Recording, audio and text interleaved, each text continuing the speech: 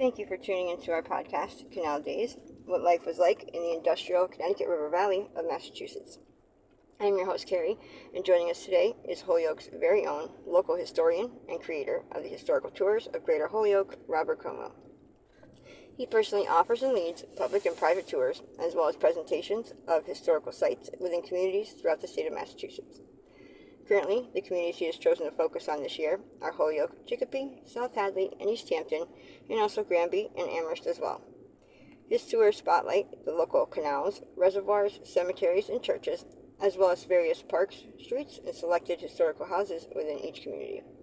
Today's episode, we'll be discussing the Paucatuck Cemetery in West Springfield, Mass. So, what is the history of the cemetery? Paucatuck Cemetery is a very old cemetery, established in 1772, which is a few years even before West Springfield became a town itself. So it was part of Springfield at that point. And then it was incorporated as a cemetery in 1850 officially. So the history of the cemetery causes the arrangement of the cemetery to look very different. So today what we're going to talk about is how to get there, into there, and then how the old stones will take care of it, and then how does it compare to other cemeteries in West Springfield. Now, the old stones are, there's two major entrances and then smaller ones. If you go into the leftmost major entrance, you go into a modern part and park there, and they'll walk up a little hill, and that way you get into the old part to see these old stones. And you're not going to see necessarily some of the pioneers, because this is not the absolute oldest cemetery in West Springfield. But it still has some very old burials going back to 1772. So you're going to find a lot of brownstones in this area up there. And they're all grouped together. There's a few hundred of them in there.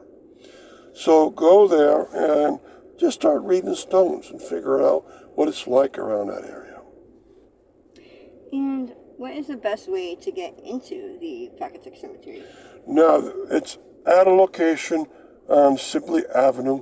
So put your GPS with that. And easy. You want to see both the modern and the old. So what you can do is just walk into the rightmost modern area and walk around, see some of the modern stones itself, see how it all fits into its neighborhood. It's a very long, narrow cemetery. Now, towards the left, there's a major entrance, which is also modern, but that leftmost entrance is a great way to get into the old section because it's closest to there compared to the rightmost. And then you can just walk into that area and read the old stones and look at some of the modern ones too and see how it all fits together. Now, if you live in West Springfield, you probably know very well that this is not the oldest one. And so we hopefully will talk about that too. And really quick, before we continue with the rest of our interview, just to fill our listeners in, for more information or to sign up for any various tours, check out his website at holyokecanaltour.org. And there you can find videos and podcasts of the stops along each of his tours, as well as photos and text of the historical sites throughout as well. And for private tours and other inquiries, you can email him directly at bobcat4214, @yahoo.com. And his tours make for fun, educational, outdoor activities for families and group parties. So getting back to our interview, are the old gravestones taken care of in this cemetery? Yes, they're very well taken care of. The old brown stones are a delight to look at. And even the old marble and limestones are quite nice. And so you should go there and enjoy yourself because they're quite beautiful. And whoever the superintendent is does a great job in this cemetery. It's always well taken care of. There's a section, modern part, with lots of flowers.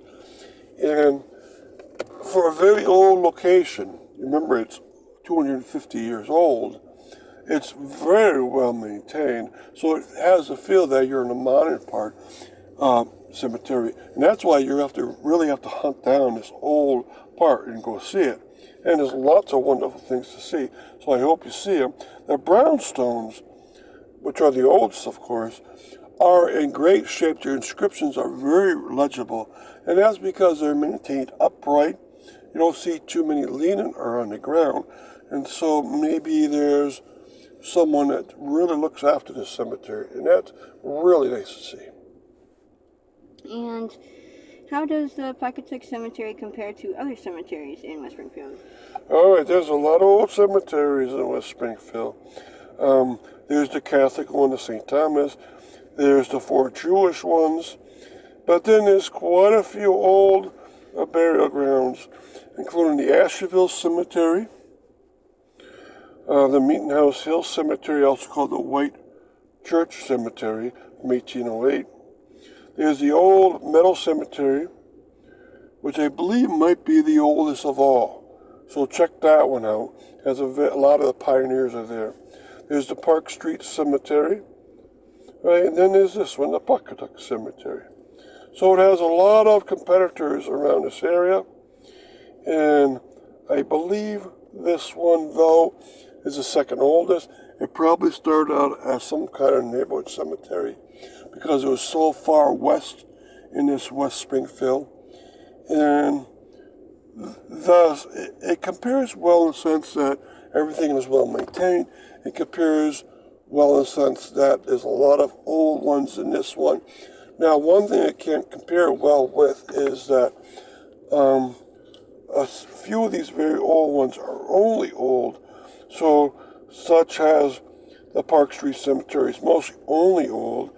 The old Meadow Cemetery on Union Street, also called the Union Street Cemetery, is from 1711. That's the oldest one in West Springfield, and it's only old, right? So the Paucatuck is old, but has gone with a modern part and has enlarged itself. And it's a little bit similar to the cemetery in Asheville, called the Ashley Cemetery, started in 1770, right? So they look the same because they both have modern and middle-age cemetery stones around the area. So I think that you should go visit this and enjoy it and compare it on your own to all the other ones. And thank you, Robert, for educating us on your tours and historical topics of your expertise. And we want to thank our listeners for tuning in as well. And you can also check out a large selection of other podcasts at his website and as well as on SoundCloud.com. And be sure to stay up to date with new podcasts and videos posted daily. Thank you, and hope you join us again. Thank you for tuning into our podcast, Canal Days, What Life Was Like in the Industrial Connecticut River Valley of Massachusetts. I am your host, Carrie, and joining us today is Holyoke's very own local historian and creator of the historical tours of Greater Holyoke, Robert Como. He personally offers and leads public and private tours, as well as presentations of historical sites within communities throughout Massachusetts. Currently, the communities he has chosen to focus on this year are Holyoke, Chicopee, South Hadley, and East Hampton, and also Granby and Amherst as well. His tours spotlight the local canals, reservoirs, cemeteries, and churches, as well as various parks, streets, and selected historical houses within each community. In today's episode, we'll be discussing the burial grounds of West Springfield throughout its history. So tell us about the Catholic burial grounds in West Springfield. Yes, there's a lot of burial grounds in West Springfield, and there's Catholic, Protestant, Jewish, and we're going to talk about them today, all of those, and what a person might be able to do all this information. Now, West Springfield used to be 3 communities at one point, so we'll talk also a little bit about Holyoke and Agawam. But the Catholic cemetery, there's only, let's call it 2. Of course, there's the big St. Thomas Cemetery, an enormous cemetery, the biggest cemetery in West Springfield by far. It's only for Catholic. It's for St. Thomas the Apostle Church. That is right up the street from that cemetery. And has lots of burials within it. It's easy to walk through and enjoy the place greatly. And it is actually officially another Catholic cemetery within West Springfield. It's called the Mount Calvary Cemetery. And this is used by the Dominican Monastery of the Mother of God. It's off of Route 5 or Riverdale Road. It's a private cemetery, so you cannot go there. And I believe there's about 25 nuns or so buried there. And it's only for that order. It's an order that does not interact with the public in their presence, and so it's a private cemetery. And tell us about the Protestant burial grounds in West Springfield. Now, there's many of them in West Springfield itself. The oldest one is thought to be the Union Street Cemetery, also called the Old Meadow Cemetery. Probably, it was made in about the year 1711. Before that, West Springfield would have used the old Springfield burial ground and off of the Connecticut River, but on the other side of the river when it was part of Springfield. And Springfield didn't become Springfield until 1774, I believe. And so it was with its own cemetery by 1711 because had settlers there, quite a bit of them. And they wanted to spread out when they did, and they started many more. I believe the next one to come along was the Asheville Cemetery from 1770. That's found in the northern part of West Springfield. West Springfield is pretty large in geographic size. Now, it was heavy use on the Park Street Cemetery, right around where there's a beautiful Congregational Church.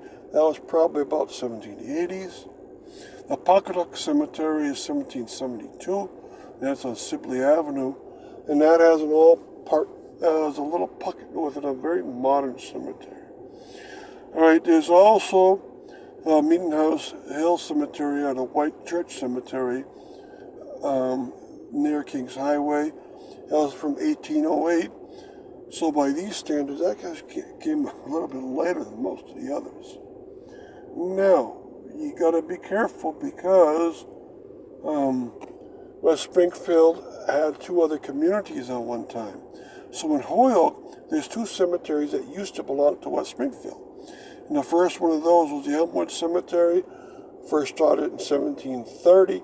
So it's a very old one by the standards of what we're talking about here.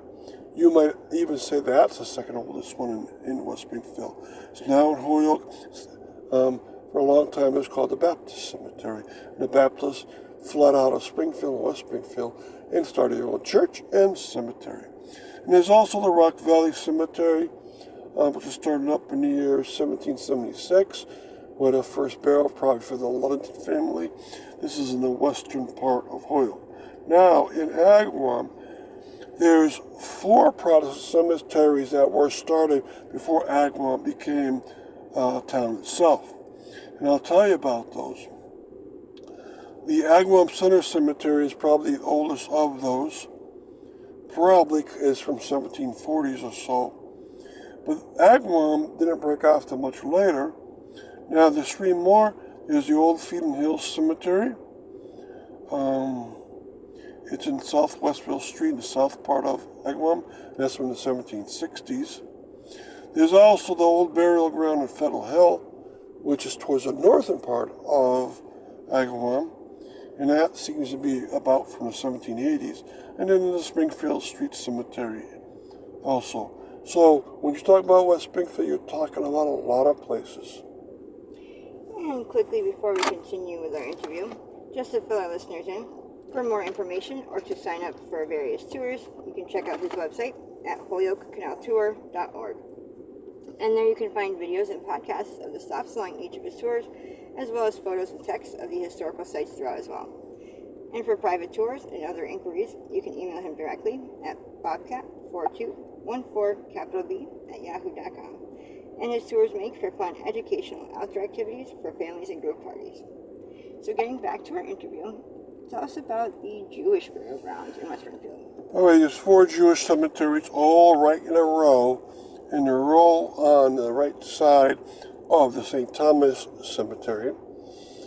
Now, Jewish congregations like to have their own burial ground, and so they would buy from other Jewish burial grounds and start their own up. I think the first one out there was B'nai Jacob Cemetery, and that's the one furthest to the left of the 4 Jewish cemeteries. And it probably started somewhere around, about 1897. The oldest stones there are towards the right front. Then the Beth Israel Cemetery started up next, right next to that one. They probably bought land off of the B'nai Jacobs. And the Beth Israel has a nice memorial stone out front. Now, the nicest one of all these 4, I believe, is the Beth El, because it has a little park with paved stones and a bench, and most importantly, it has a chapel that could be used by any of these Jewish cemeteries. And it has a part in back, that's the Beth El Cemetery. And then lastly, there's a Congregation Kodemal Cemetery towards the far right, which also has a big piece towards the back. Now, all 4 of these cemeteries have their synagogues had them in Springfield. And some might have moved out to Long Meadow at some point. So they took up this land only because it was low-cost land compared to that in Springfield, and they started a Jewish complex of cemeteries. There's a similar 4-cemetery complex inside of Springfield itself. And so there's lots of Jewish cemeteries around the West Springfield area. And so how can this information benefit some people? All right, it can benefit a genealogist or local historian. Local historians might be wondering why there's so many Protestant cemeteries. They're all spaced out so that the south, west, north, and then center near the river are covered. And since West Springfield is so big geographically, they cover quite a bit of ground. And you might want to learn about their history. Which ones was settled first? Who was the first burial there? Which one has the most pioneers, right? That actually would be the Union Street one. And that's fun to see how they're settled. The same with the Jewish cemeteries, how they formed out of there. And it's also good to genealogists, because a genealogist would not necessarily know where a person's buried. Now, in West Springfield's case, there is a book which is a tabulation of most gravestones in West Springfield. I own this book at this point, and it's great because you can look up, if there's a stone, you can look up a burial. But it's only good for burials before the year, I believe it's 1850 or so, or 1870. And it has, actually inside of it, the Holyoke ones too, because they belong to West Springfield at one point. And so genealogists can make great use of this. Now, I hope to develop all this information into a presentation and give it to the citizens of West Springfield, Holyoke, and Agawam. And I hope to give that at one of the libraries of those 3. And that would be valuable information just to get to know who was buried where, since it's not obvious. And it might help you find a deceased ancestor for yourself. And you might have a lack of knowledge of some of these people, and it might help you. But local historians also just want to know how West Springfield was laid out, and how, when Agawam and Holyoke broke off, what was carried with it.